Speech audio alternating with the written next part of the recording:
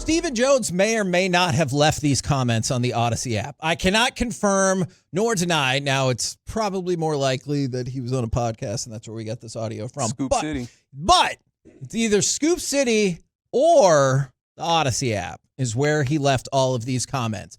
There's 4 of them. I think one of them will have something that makes Cowboys fans be like, okay, that makes sense. The other ones, I don't know if it will contain that information. And in fact, I'm fairly certain it does not because I listened to all of these. Cut number 10.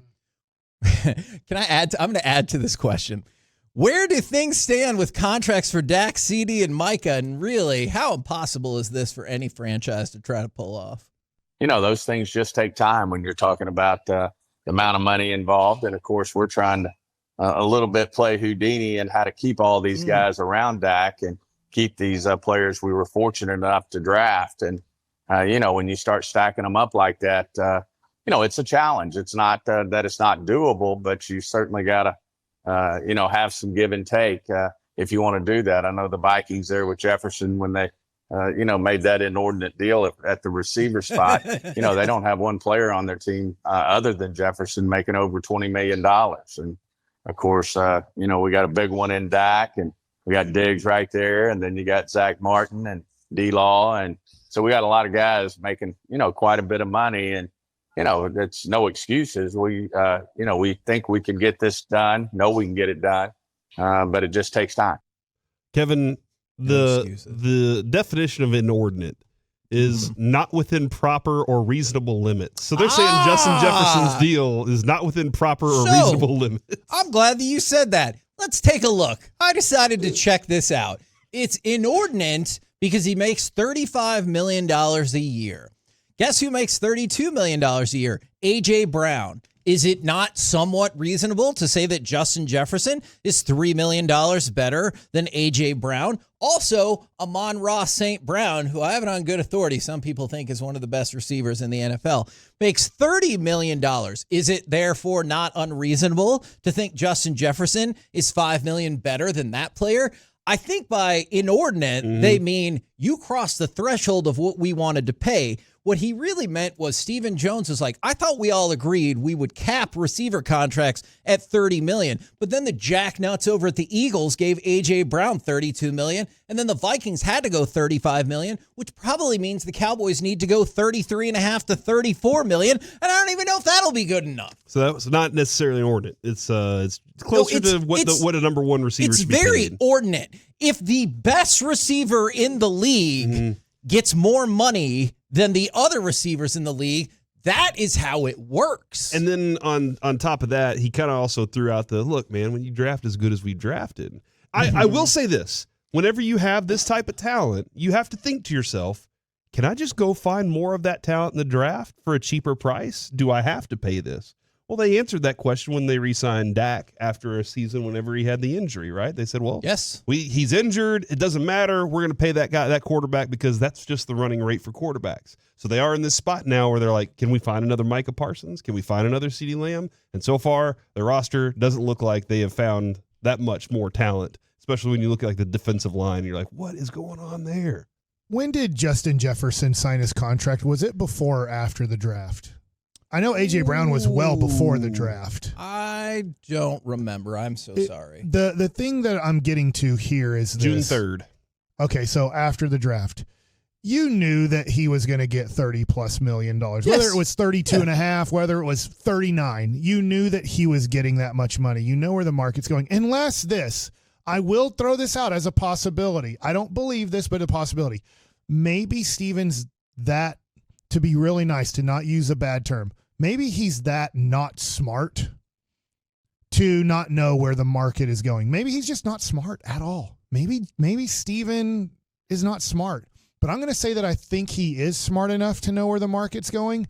But if you are smart enough to know that, you can do this and go, well, we're not paying CeeDee Lamb. So you trade him before the draft and you get a first-round pick and a future second, maybe 2 first-round picks, but you then go see what the market is for CeeDee Lamb or Micah Parsons to then make a trade. If you know you're not going to pay the market value of players, usually teams that decide that trade those guys like Kansas City looked at Tyreek Hill and said, we are not going to pay that, so we have to go get value for Tyreek Hill. They must have got rid of all their other players, too. It's not like they paid – Kansas City doesn't pay their quarterback a lot of money, do they? He gets paid a lot of money. Oh. It's reasonable. It's a reasonable They amount. didn't just give Chris Jones like a record-breaking contract for He's a paid a lot. defensive He player. gets paid a lot of money. Yeah, he's very And paid. so hold on. Because they saw what happened whenever they didn't have him on the field, and they were like, we got to pay that dude a lot of money, otherwise we don't win Super Bowls. And I know, obviously, people are going to be like, yeah, but you don't have Patrick Mahomes. I get that. When he used the Vikings as an example, what I wanted to jump in there and say is like, right, and the Vikings had a quarterback that they're like, hey, he's pretty good. Like, I don't know if he's that good. Maybe we should move him on down the line. He just doesn't seem very smart. But I think Steven is smart. Steven, if you're listening, I think you're smart, but you don't sound smart. When you do these interviews, you don't sound smart. Now I'm going to take you to cut number 12, Corey, because this cut is amazing. This is the cut I'm thinking of.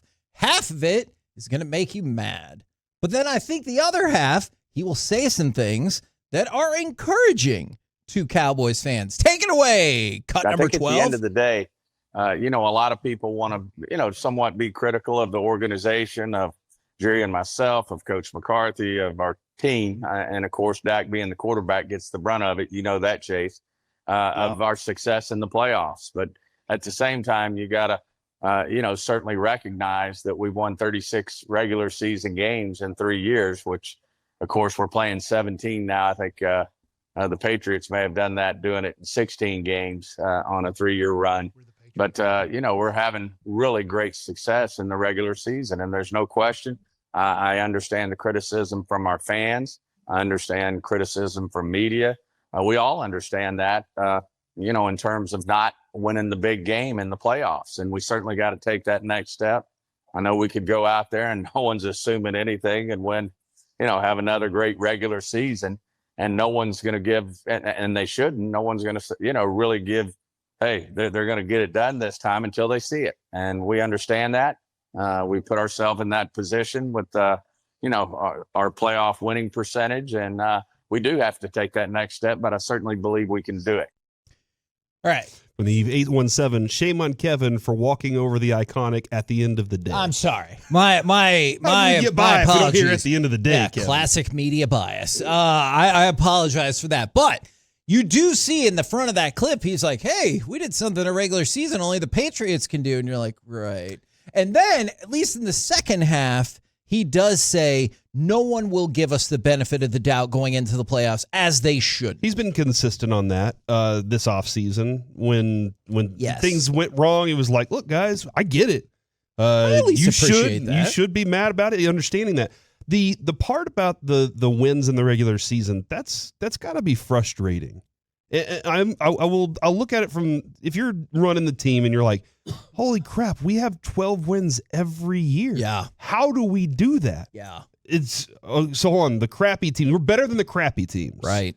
We're just not better than the really good teams. Sure. That's the frustrating part, I think, in his position, and would be for me, is if every time we get to the playoffs, we suck. And I'm sorry for using that harsh word. Every time we get to the playoffs, it just falls apart. Why are we good in the regular season, but not whenever the playoffs come around? That's what they're trying to figure out, and that's what they don't understand. What's the missing piece? Quarterback, coach. We've changed coaches. They went from Jason Garrett to Mike McCarthy, and now you got 12 wins, and the fans aren't happy with that. They want McCarthy out, or they want something different. I think the answer is, and I feel like I have said this all along, cut number 13. I think the answer is here. I do not believe that the Cowboys optimize their resources appropriately, okay? And so this is Stephen Jones, because I know obviously one of the main questions going into camp is like, oh, what's going to happen with the contracts? When's CD going to show up? And all, like, I understand all of that. So cut number 13, what's the philosophy behind contracts and extensions? Well, we're just now to the point where we can do a CD and a Micah. Stop it right there. I'm sorry. I actually thought we were going to get further into that cut than we did when he said that. And that right there is an issue because, and it might have just been like, hey, sometimes we say things that like, that's not exactly what we meant or whatever. But he says, we're just now to the point where we can do a CD contract. Not really. Or a Micah contract. Maybe for Micah, but that's the time you want to do it. You could have already done the CeeDee Lamb deal. That's not true in terms of you're just now to the point where you could do it. And this is the issue that I have, Corey. We've talked a lot about what if Dak walked or what if Zach Martin retired, and you have this huge salary cap hole coming your way the next season if that happens. It's because the Cowboys wait till the last minute to do business. If you think, and I know people have differing opinions on this, but let's say you're the Cowboys and you're like, you know who our two best players are? CeeDee Lamb and Micah Parsons. Like, if that's what you think, don't you figure that out ASAP? Because you've learned, especially with wide receivers, and now you're starting to see it with a lot of defensive positions, the prices don't go down. So you make that deal with Micah straight away, which gives you the rest of his rookie contract to help kind of finesse some of that money. That's what people do with quarterback deals all of the time. You've seen that now with Hurts. You'll probably see it, I would assume, with Purdy. You saw it with Mahomes. What keeps them from doing that? I don't know. I have a theory, but I have no idea. So what they want is this. You guys are leaving Wednesday? Yeah. The whole story will be the Cowboys are there. So there's a lull, right? You're there for about 5 or 6 days, and there feels to be a lull in camp, right? Yes. So right about there, the Jones family has done this now for years. They're like, well, what can get us back as the main topic in training camp around the NFL? Everybody's talking training camp in the NFL, but what will be the main topic 6 to 8 days into training camp? There really won't be any. You'll get a little bit tired. So they know that if we hold out Zach Martin, the Zach Martin thing will be a big deal when we sign him, while everybody's like, gosh, I just can't wait for real football to happen. Preseason football kind of stinks. Also, they can't get hurt when they're not training at training camp.